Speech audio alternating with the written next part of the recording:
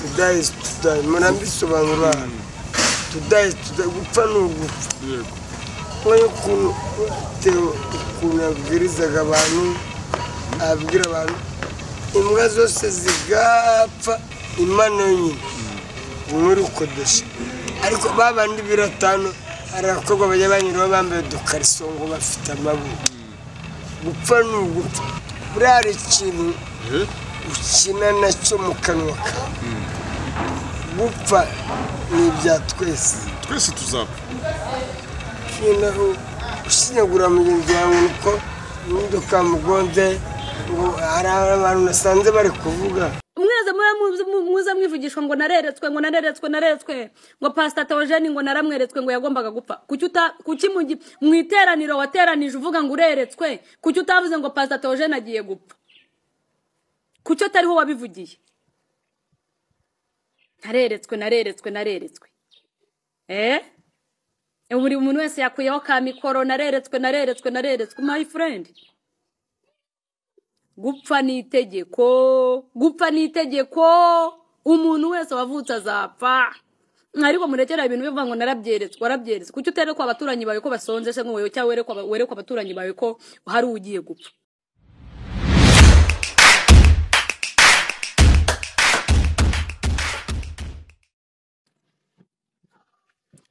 ubuzi saha buri muntu wese yareretswe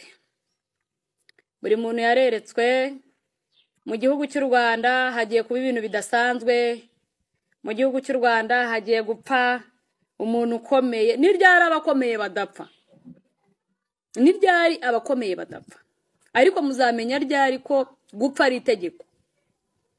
itegeko abantu twese tuzapfa nawe uzatura ku isi nk'umusozi ariko musigamo umuntu apfuye ngo naramweretswe uriya naramweretswe kagiye gupfa hari ibindi bigiye imvura izagwa imyuzure ibe no kubwano w'imyuzure yabayeho mweze muza mwivugishwa ngo nareretswe ngo Pst Twese ngo naramweretswe ngo yagombaga gupfa kuki mu iteraniro wateranije uvuga ngo ureretswe kuki utavuze ngo Pst Twese nagiye gupfa kuki atariho wabivugiye nareretswe buri muntu wese yakuyeho ka mikoro nareretswe my friend gupfa ni itegeko umuntu wese wavutse azapfa ariko murekera ibintu bivuga ngo warabyeretswe kuki uterekwa abaturanyi bawe ko basonze se ngo wewe cyangwa werekwa abaturanyi bawe ko hari ugiye gupfa mushyingura bangaye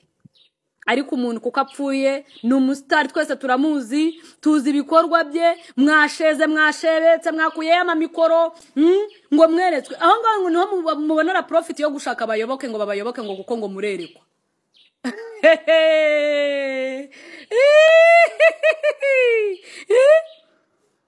kandi njya numva ngo mukuraho urupfu kuki mutadufashije ngo murukureho wewe wabyeretswe kuki utadufashije ngo ukureho urupfu rwa Pst Twese abantu bazima baragenda murabona ibintu umuntu iyo wapfuye igihe cyawe kiba kigeze Imana idusigira imiyayu mwamwe mwirwa mwayuya muvuga ibitahwitse bitagize abantu bazima bari kugenda imiyayu igasigara ngo mweretswe umuntu wese yeretswe nareretswe abantu bakomeye bagiye gupfa n'ibyari badapfa muza bapfa umunsi umwe bapfiriye rimwe na Pst Twese kandi bakomeye babakire babaherwe bafite n'ibintu murabazi mwebwe tubyemera iyo umusitari apfuye buri muntu wese ni inkuru ibikanganye kumva ngo umusitari arapfuye gupfa ntago ari ibintu byadanje buri muntu wese azapfa ahubwo ikimwishe nicyo cyadanje ariko mugabanya akariro yareretswe ninde utazapfa wareretswe uri gushaka abayoboke ku rupfu rwa mugenzi wawe wowe na soni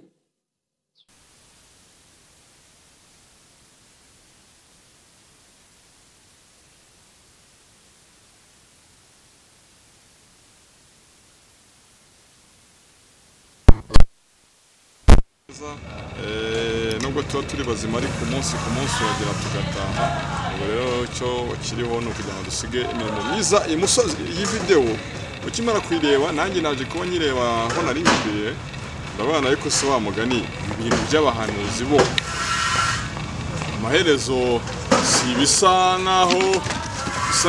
ari ugushinyagura. Yitwa Yaka Mwana. Yaka Mwana umeze fresh. Amahoro. Biracamo meze neza. Nge buriya ibintu byancanze kubona kurema. Umuntu wari uri imbere y'Imana waganiraga n'Imana Theo. Bamugongera ikabari mu Buganda vraiment donc avuye hano i Kigali. C'est vraiment koko. Ariko Imana nayo igira agasuzuma. Buriya Theo yapfiriye iki? Igihe cy'umuntu kigeze ariko narimo mbona wenda hari abantu nagira ngo ni igitambo. Sasa wowe nanjye byaducanye niba ari ubuzi imodoka yamukandagiye imbavu zose kugira ngo bamukure mu modoka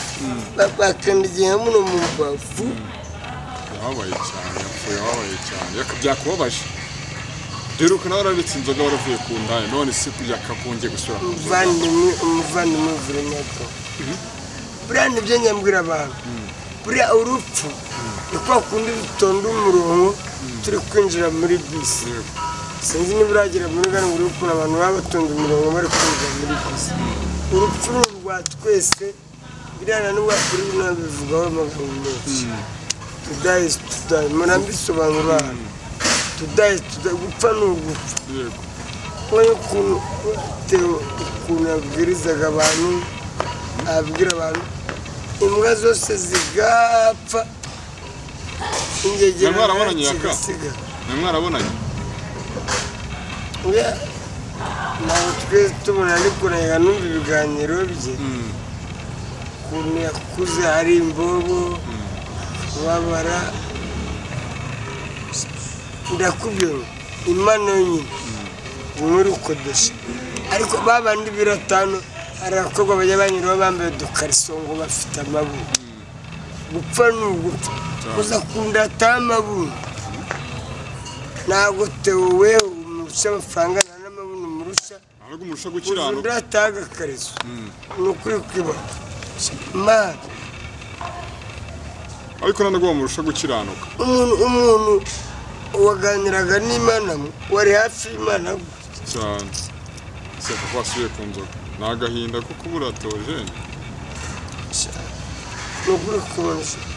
iyo umuntu apfuye umuntu wakundaga uko umuntu yapfuye ngo ni ikabari mu Buganda ibyo cyatumye usura ku nzoga kubura umuntu wakundaga sibyo nyamubwira nabivuga hano ngo ngewe nsigaje urupfu gusa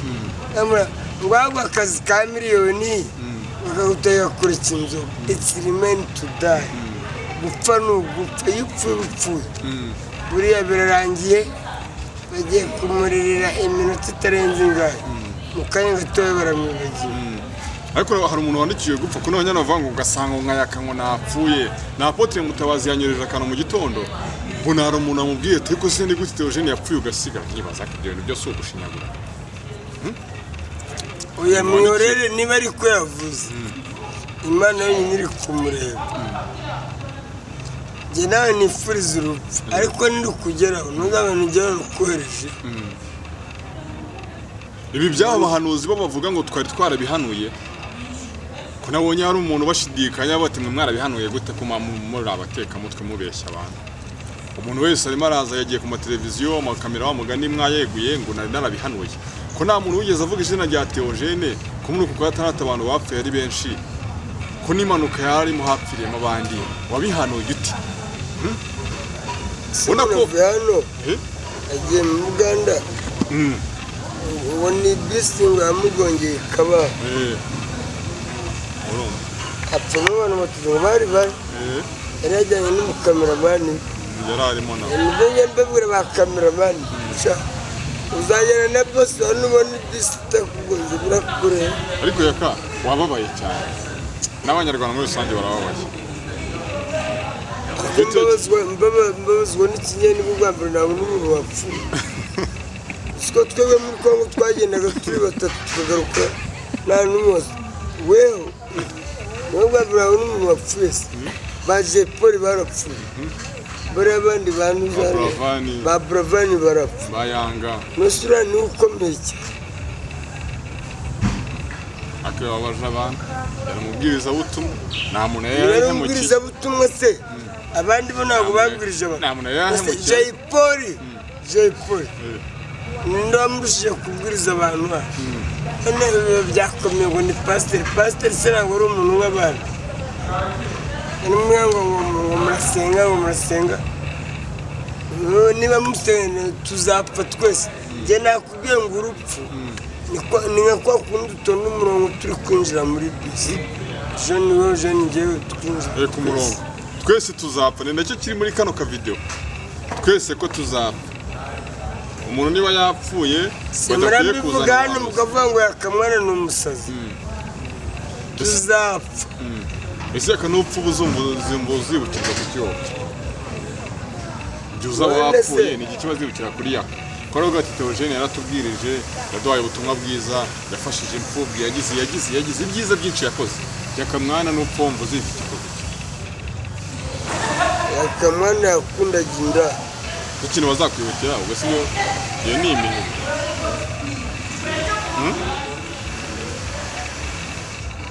urabona ko buri wese afite ikintu abantu bamukundira niba indaya zose zo narongoye ku isi n'impfa zizavangwa Yaka Mwana yarapfa saa kabiri nazishyuraga neza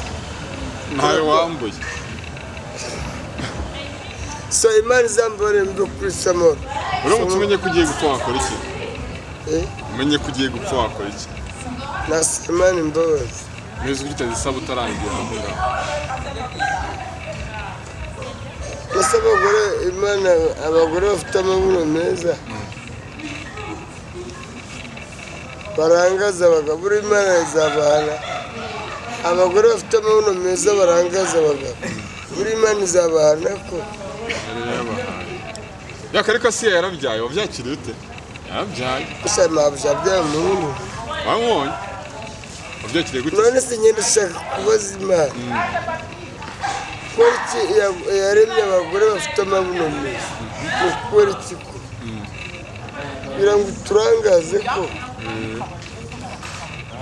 ese urayabonye turanga urabona hari ukuntu hari udukariso twaje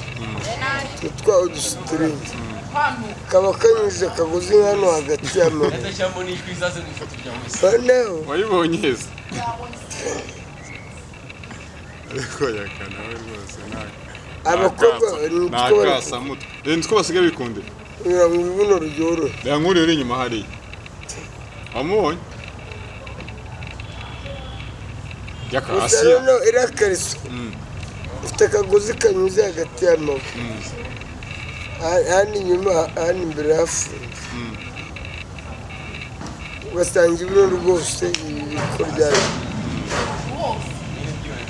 turabanza gushimira abakozi imyenda bakora turiya dukariso tw'udusitiringi ko nanjye uyu mugore wambaye agasitiringi njya mbona ibintu ari sawa Yaka Asiya mwavuganye nyuma yabyariye muzavugana urumva rero nibyo twarimo tuvuga wenda gakeya Yaka Mwana wenda nuko ababizanyemo ibintu by'urwenya ariko ntabwo twari turi mu rwenya urumva twabuze umuvandimwe twabuze n'inshuti ariko ikintu arimo nibaza ni ku bintu bijyanye n'abo bantu bitwa abahanuzi hano hari akavideo k'umudamu nabonye kankura ku mutima numva karasa naho karimo kuri nanjye uko kuri gusa naho ari ko natekerezaga ariko ndibaza ngo ubundi wa mugani ukwezi kwa gatandatu hagiye kuba ibintu bikomeye hagiye kuba impanuka ukwezi impanuka zitaba ukwezi kwa gatandatu abantu bakomeye bagiye gupfa uretse ko bari umusitari mwamenye ugira ngo hari igihe abantu bakomeye badapfa rero nkibaza ngo ikintu cyitwa ubuhanuzi Bibiliya niyo itubwira ngo mu minsi y'imperuka hazaza abahanuzi b'ibinyoma aribo barimo bandi bazabwirwa ku munsi w'imperuka mu imbere nka nkozi z'ibirimo sinigeze kubamenya n'aba ngaba usigaye usanga umuntu wese niba umuntu ari umusitari yapfuye, hari n'abandi benshi baba bapfuye ahubwo nuko nyine ari umusitari aribo bamenyekanye aribo bavuzwe, hari n'abihanuye ariko nta muntu ugeze uvuga izina rya Theogene bavuge ngo Theogene azapfa igihe iki n'iki, nta muntu ugeze abivuga, urumva nta muntu ugeze uvuga ibyo bintu, ariko ubonye umuntu amaze gupfa umuntu narabihanuye kanaka narabihanuye kanaka narabihanuye, singiye kuvuga amazina yayo, nibaza ngo wenda naribireka tuvuge ngo wenda Theogene ni umurokore nta kibazo, abandi barokore bapfuye, hari uwitwa Haleluya nawe yarapfuye mu minsi yashize, ese uwo mwari mwarahanuye ni Theogene nzahuka ko ni umusitari? Nabonye kano kabizi nabo ngo urusigaho mugane abantu basigaye ubu sinzi ukuntu nabivuga, ariko wenda bamwe mu badukoresha zino YouTube channel nabonye hari hajemo akantu gasa naho ikintu cyitwa views cyatwaye abantu mu muntu,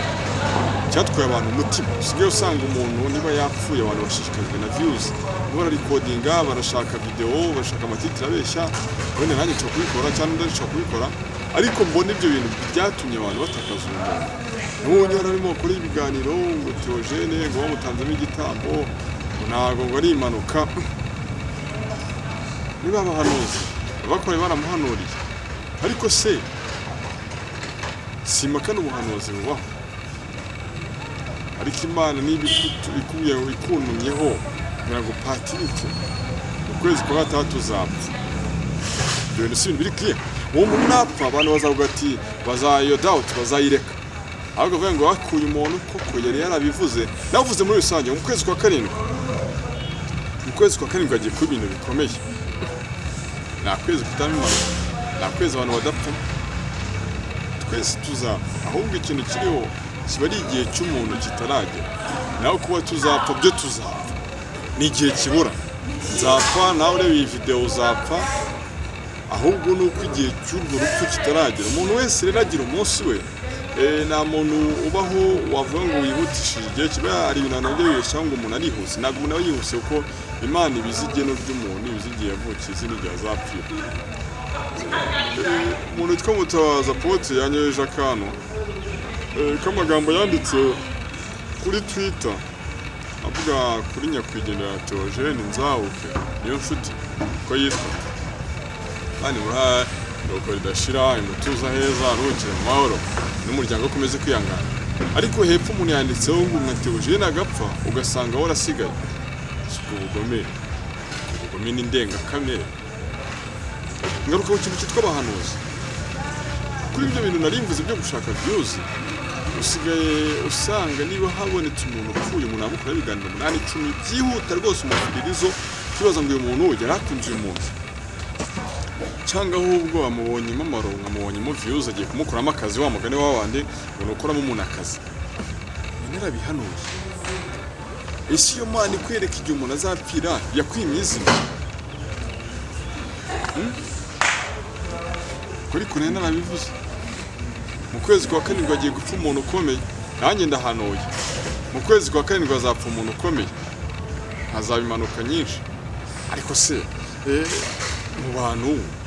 muriho mwi kuva wavuka kuva wakurara ukwezi kudapfa umuntu ku munsi, imibare sinyibuka neza, ariko kubera ku isegonda ku munota ku isaha hari abantu miliyoni menshi abapfuye ku isi, ubundi muri ukwezi hazapfa umuntu ukomeye. Ushobora gusanga hari n'undi muntu ukomeye mu muryango wapfushije, ahubwo sinibaza ngo ni umuntu ukomeye mu buhe buryo, gutyo gusanga uyu munsi niba afite umwana agapfa apfushije umuntu ukomeye, niba afite umubyeyi agapfa apfushije umuntu ukomeye, niba apfushije inshuti nigapfa apfushije umuntu ukomeye, ariko iyo uje uganira ngo muri ukwezi kwa gatatu gikomeye ibintu bikomeye, si makana ubuhanuzi, ahubwo makana uburyo ubuhanuzi butangwamo. Ubuhanuzi bwanyu mu bwitondera, niyo mpamvu nitondera ngira abantu babikurikirana nabo ngo babyitondere, aho mugani ngo ubyumva byitondere, niko birivuga. Narabihanuye, aho si views mwishakira. Ese Theogene yatanzwemo igitambo cyangwa ni impanuka yabaye? Ibyo muri ADPR simbizi, yesi nsenyera muri ADPR, ariko iyo wumvishije umuntu ngo narabihanuye, umuntu umwe uwo nabonye 2 3 4 5 bose nari narabihanuye ndibaza amaherezo ngo koko ubuhanuzi ko hapfuye abantu benshi tumaze kure abantu benshi by'umwihariko ntabwo abari famous bazwi witwa Dikemera yaragiye awukira amahoro n'umutima ukunzwe cyane Joy Paul yaragiye Kabaka awukira amahoro Ivan Buravan yaragiye witwa Yanga yaragiye hagiye benshi hagiye witwa Esther nawe yari umuririmbyi wa gospel hagiye Haleluya hagiye ababyeyi hagiye mu Muhammad abo ni abastari ariko bidakwiye ko hari n'abandi bantu babagiye kuko ku munsi abantu barapfa ari naho usanga kugira ngo byitwa views bisa naho byaciye ibintu imodoka arimo Theogene ntabwo yari arimo wenyine harimo n'abandi bantu bapfuye sinabo bari barahanuwe cyangwa no kuba atari abastari nari narabihanuye abantu beguye mikoro beguye kamera barimo barashaka views ku byinshi amatitira abeshya ngo amagambo ya nyuma yavuze ntabwo nje gusenya ibintu byanyu ariko nanone hari igihe nsanga rimwe na rimwe tuba tumeze nubwo tuba dushaka views dushaka mu buzima hari igihe ngeraho nkabona noneho turimo turakora ibintu bimeze nko gushinyagura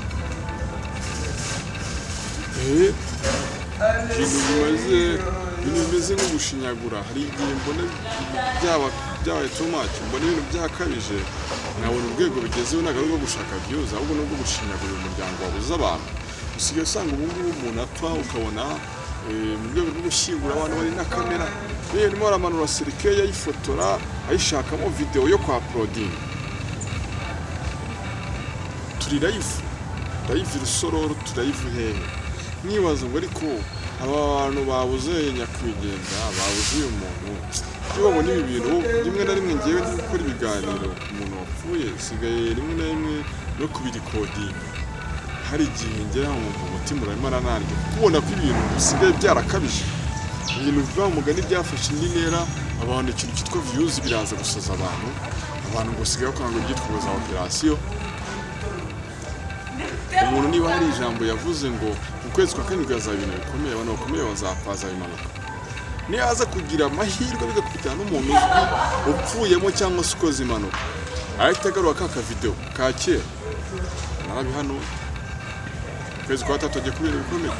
kwezi kwa 4 agiye kubira bikomeye ariko ibyo bintu wahanuye umunsi ku munsi biraba ahubwo ikintu kiriho bona ariho hazira mu cyo gushaka views nuko hari buze kubonekamo wa mustar ukomeye uri buze kubona izina Theogene yari umuntu ukomeye yari umuntu ufite izina yari umuntu unejeje abantu benshi cyane wakoze ibyo ashoboye akiriho ku isi yari wa muntu wakoreye Imana wafashije abantu bayo ku buryo yatabarutse abantu benshi bakababara abastari batandukanye barababaye banabiposta ariko uyu munsi wa none ndibaza ngo dukwiye gushaka icyo tuzibukirwaho kuruta ko tuzibukirwa kuba ngo narabihanuye ko umuntu azapfa Imana niba igutumye ntiguhe n'izina karo ka video nakarebye wenda nayo turakanyuzamo hano ntakarebe ariko naje kubanekereza ngo Imana nikwereka ubuhanuzi izajya ikwereka n'umuntu ugiye guhanurira unavuge mu izina ariko muri icyo kiganiro byaba byiza byaba binoroshye biba biri clear cyane ko noneho wigekera ko ati ngiye Patrick ngiye Prophet Patrick narabihanuye ko Patrick mu kwezi kwa 7 azapfa napfa koko bizaba ari Imana izaba yaragutumye ariko aho ni Imana mukorera cyangwa rimwe na rimwe n'abantu bagiye bitwaza imbaraga z'Imana abana bazagira ngo twavuga mu izina twanoga mu izina ryawe nyamara se wabikoraga we Satani wabatumaga aho nje mbona bimaze gusa naho bifata indi ntera mbona ibintu bimaze gusa naho bikabya ariyo mpamvu navuze ngo kano kavideo reka nkore ikiganiro ko nakarebye ngo bamugari twese ko tuzapfa ikibazo ko ari ikibazo cy'igihe nzapfa nawe uzapfa ngiye buriya ikintu cyitwa urupfu urababonera umenyerwa indirimbo rikorari y'abadivantiste yitwa inkuru nziza hari n'ijya ivuga ngo nirumenyerwa niyo warasanze niyo rugarutse uratinyisha si ikintu kimenyerewe ariko nanone ibi ndabivuga ku bantu duhurira kuri imiyoboro y'ama YouTube tubashe kwitwararika mu gihe hari umuntu w'Imana watabarutse, mu gihe hari umusitari watashye,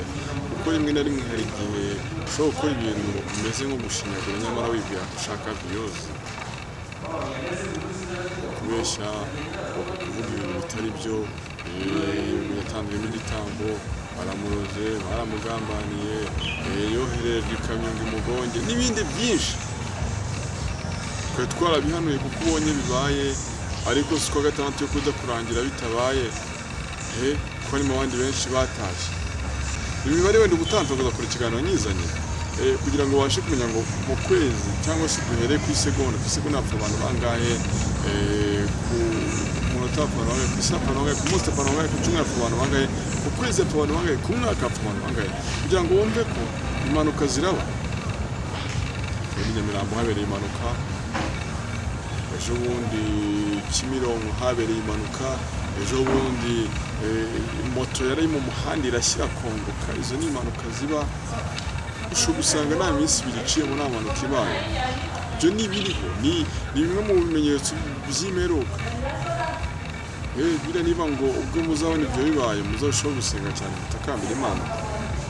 Rero ndibaza ngo nari narabihanuye.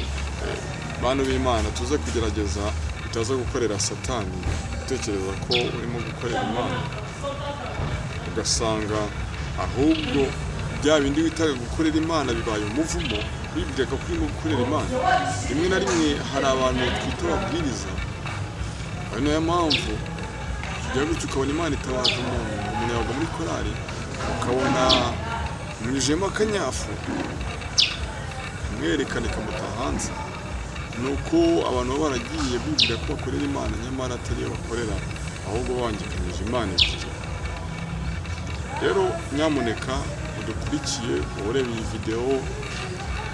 ureba izindi channel z'abandi bantu, ureba video z'abandi bantu, ibintu byitwa ubuhanuzi mu byitonde. Kano ka video kuno mudamu nakuye kuri TikTok yitwa Shakira, nabonye karimo amagambo akakaye akomeye cyane ariko y'ukuri. Narabihanuye ubundi abantu bapfaga ukwezi kwa gatandatu hazamo ibikomeye, simakanye ko bitabaye, byarabaye, ariko no kwezi bitaba, no kuwa karindwi tugiye kujyamo bizaba, abantu bazapfa, impanuka zizaba. Ibyo biriho, umuntu wese wavutse azapfa. Hari ibihumbi ngo 16 Imana izasanga, 16 icyo sibuka neza imibare, Imana ngo izasanga bitafukanirwa yayo, kuzaba urimo ndimo ikoresha Imana. Rero ibyo biganiro turimo dukora tuze kugerageza kwifatanya n'uyu muryango wateje inshuti, kugira ngo tutaza kuba turimo dushaka views ariko tunakomeretsa umuryango. Narabibonye aho usanga umuntu nyine arimo arashaka nyine views, ariko rimwe na rimwe ukabona yakoze ibintu wavuga ngo bimeze nko gushinyagura. Narashingurwa ariko tuzaba tumutabaye, tuzitwararike, si gutegeka ko uzabigenza, ariko umutima nta wawe ushobora no kuwucira urubanza ukumva ko ibintu ukoze atari byo. Turibuze gutinda kuko ngo habwirwa benshi bakumva bene, turaza gusoza tubashima, ariko tuze kugerageza kwitwararika kugira ngo tuze gukora ibimeze nko gushinyagurira umuntu, bibwira ngo turimo turashaka views. Biravuga ngo narabihanuye, ngo narabihanuye ko azapfa muri uku kwezi. Imana yagutumye ku buhanuzi, ntiyakubwira izina ry'umuntu Yaka. Ure naho ngo Yaka ko agiye gupfa, ariko se wigeze uvuga izina? Buriya hari ikintu ukina nacyo mu kanwa kawe. Gupfa ni ibya twese, twese tuzapfa. Gushinyagura mugenzi wawe uko imodoka mugonze, ngo hari abantu nasanze bari kuvuga, umenya ngo ari ibirozi bamwereje, ngo yatanzwemo igitambo. Nawe nabonye ntiwabyumvise abantu babivuga cyane, buriya ngo basanga ari ibirozi bamwereje. Mbese uriya niwe wa mbere upfuye, niwe baragiye benshi. ngewe mama yarapfuye, papa arapfuye, na ba garafure. Mbese kumbwira ngo yapfuye nk'abandi cyari kigeze, ariko nanjye ejo ni ngewe cyane. kuki ushaka izindi komenteri njyewe nkubwiye umuryango wanjye bapfa uko bangana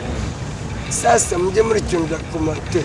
n'umuntu yapfuye cyane ariko rero kurewa ngo nari narabihanuye ngo yatanzwemo igitambo rwose ibyo biganiro mukora mwishakira views ariko mwe murashinyagurira umuvandimwe mwe murashinyagurira umuryango we njyewe numvise stories yabayeho mayibo yego yiberaga ku muhanda bigeze aho abapasiteri cyane sasa rero nibyo numvise nibyo nimuzi abyumva ku maradiyo sinanamuzi sindanamubonaho na rimwe ariko ibyo bintu byo banga umuntu bwapfuye bigerekeye n'ibindi biganiro ntabwo ari byiza kuko nawe ejo ni wewe cyane ejo ni njye ejo ni wowe today is today murambivuga bya bindi bamaziga ngo yaka urumva wifuza kuzabiza nabwiye ngo njyewe icyo nsigaje mu rupfu gusa siko njya murambivuga n'imbere y'itangazamakuru kuri YouTube njyewe icyo nsigaje mu rupfu gusa abagenda birata ngo bafite amataye umubiri ni ubusa niko birivuga niko Salomo yeretswe byose bizashira ariko yakagena yimvuze abantu bareke gushinyagura iyo umuntu yatawarutse aruhukiye amahoro tuze no kumufasha tumutabare tumushyingure ariko kwirirwa mukora ibiganiro ngo nari narabihanuye uhanura iki kutigeze uvuga izina uhanura se wowe ejo bizagenda ngo mu kwa gatatu ngo wagiye ku bintu bikomeye ngo wagiye kuba ngo impanuka zitaba ejo ni Nyamirambo impanuka yarabaye ejo ni Kimironko yarabaye Kicukiro impanuka yarabaye buri kwezi impanuka buri kwezi abantu barapfa ese ko yanapfanye n'abandi bantu mu modoka kuki ari we bavuga gusa abirirwa batemagurwa muri Kongo se ntabwo tuba turi kureba n'amafoto muri Kongo bari gupostinga bari kubaga abantu ntabwo tuba turi kureba ariko ikintu kiriho abantu bareke ariko ugasanga umuntu umwe yasaje abantu ngo ntuze yapfe sawa mukomeze urumva ikintu kiriho wenda ikintu yakayaravuze urumva icyo ni ikibazo cyo dukwiye kuvugaho tunasoza umuvandimwe yatashye aruhukire mu mahoro ariko umunsi w'umuntu iyo wageze ntabwo ajya awurenga umunsi w'umuntu iyo wageze ntabwo ajya awurenga buri wese afite umunsi we yandikiwe n'ugera azapfa ngo ubuhanuzi se bushobora kwihutisha urupfu rw'umuntu fasha umuvandimwe yaratabarutse tumuherekeze tumushyingure mu mahoro tuzamenya umunsi wo kumushyingura tugereyo tumushyingure mu mahoro dutahe dukomeze umuryango we ni cyiza ko niko abakirisitu dukwiye kubaho kuruta kwirirwa tuvuga ngo turahanurira umuntu ngo narabihanuye ngo yatanzwemo igitambo n'andi magambo ibyo ni bimwe mu bitanejeje nza kubivugira hano nawe niyagira isita kunezeza urakivuga muri komenti yawe ariko icyo ntekereza cyo ni uko ntabwo dukwiye kujya views gushaka amafaranga kuri YouTube ibintu turabishaka tukabisiga bituma dutakaza ubumuntu nabonye abitwazi cyangwa se abantu dukoresha zino social media dusa naho twatakaje ubumuntu aho usanga ikintu kiri imbere no gushaka views iyo umuntu yapfuye rwose byabaye nk'amahirwe ahubwo urabona ko abantu ntabwo babajwe no ko umuntu yapfuye ahubwo barimo bashaka kumukuramo ibiganiro bitandukanye byakomeza yakodinga n'amafaranga ariko si nyuma yo kubona amafaranga uwo muryango we ko yakubonaga nk'inshuti ngo uri umuhanuzi umunsi wa none akaba arimo abona gukuramo ibiganiro aho bimeze bite si ibintu byo gutekerezaho utekereze kabiri nubona ukora ibidakwiye uraza kubihagarika aho ubu ngubu hari akafoto nyambona kenshi hari igihe ibintu bishobora kuza bisa naho urwenya ariko birimo n'isomo rikomeye ntekereza ko dukwiye no kujya dukurikiza iryo somo cyangwa se tukabyitaho hari igihe ari agafoto nigeze kubona mu minsi yashize umuntu asa naho arimo kurohama mu mazi ubona undi arimo arajya gufata ifoto cyangwa se arafata ibyitwa selfie ariko ubona ko umwanya wo kugira ngo umuntu atabare umuntu ahubwo none arimo arashaka ikintu cyo gupositinga ibyo byaje rero muri YouTube channel ni umuntu yapfuye umuntu ahita yihutira gukora ikiganiro niba ari akantu yigeze kuvuga ngo nuko atatoza ibintu bikomeye ariko agenda agashaka cyane yagakoze akagaruje arabihanuye ariko siyo Mana ibereka ubigiye kuba yagiye ibereka n'amazina ntekereza kuri icyo cyaba cyiza rero umunsi ku munsi abantu barapfa umuntu niba yapfuye n'igihe cyari cyageze nanjye nzapfa ariko kuza kuba abantu ngo bari barabihanuye uza gutangira gushaka impamvu gushaka inyito bigatanzwemo ibitambo reka ibyo rwose tubireke nitwa Patrick the Entertainer yitwa Rora bari ku murwi ndetse n'amashusho bitambuka kuri YouTube channel yacu yanyu reka rero dusubire mu biganiro tutasohoka n'umunsi munsi tumenye uko bizagenda kugeza tugiye gushyingura umuvandimwe ibaza ko icyo kuzirikana ariko tureke kumva bano bahanuzi ubuhanuzi simbuhakana kugenda komeza kubivuga utaza kumbona ngo witwa ko wa musore n'umuhakanya sindi umuhakanya ariko numva ngewe ndi umuntu wanarize nkamenya ngo ubu buhanuzi bwaje mu mwanya wabo yuza kubihanura umuntu akiriho nekereza ko ubwo aribwo wari kwitwa umuhanuzi wa nyayo kuvuga ikintu uko cyabaye kuko rangiye gusobanura kuza nkashaka ka video wenda muri kino kiganiro ushobora kubona vuzemo ko mukakani baza ibintu bikomeye abantu bikomeye bazabimanuka hazagira ikiba nazaje kwihutira gushaka ka video icyiza nuko n'ibintu bizaba wabivuga before yuko ibintu biba Oti Patrick eretse kugiye gupfa nzi kugira izindi mezana by'umuntu nkoreshwa naza kugira nk'amezi eretse kugiye gupfa mu kwezi kwa gatatu nanjye nyiriho aho siho noneho abantu igihe bazaba basigayeho bazavuga ati ko umuhanuzi yari yabivuze n'izina yarivuze kuruta kuvuga ibintu uko byabaye ubitekerezeho wakoze cyane kudukurikirana amahoro y'Imana bane namwe reka dusubire mu biganiro byacu bitaha